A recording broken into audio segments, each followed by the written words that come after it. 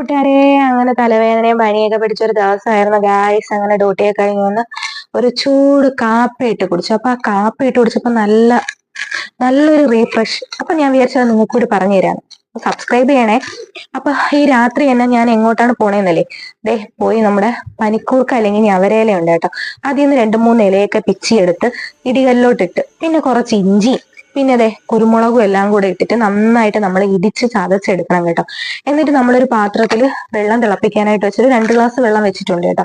അപ്പൊ അത് തിളച്ച് വന്നപ്പോഴത്തേക്ക് ഈ ഒരു മിക്സും കൂടെ അതിലോട്ടിട്ട്, പിന്നെ ഒരു തുണ്ട് ശർക്കരയോ, എനിക്ക് കരിപ്പെട്ടി ഇല്ലാത്തതുകൊണ്ടാണ് കേട്ടോ, ഉള്ളവര് കരിപ്പെട്ടി ഇടാം. അപ്പൊ ശർക്കര ഇട്ട് ബ്രൂവിന്റെ കോഫി പൗഡർ ഇട്ട് തിളപ്പിച്ച് വറ്റിച്ച്, പിന്നെ കുറച്ച് ഭംഗിക്ക് വേണ്ടിയിട്ട് ഞാൻ കുറച്ച് മിന്റി ലീഫും കൂടെ ഇട്ടിട്ടുണ്ട്.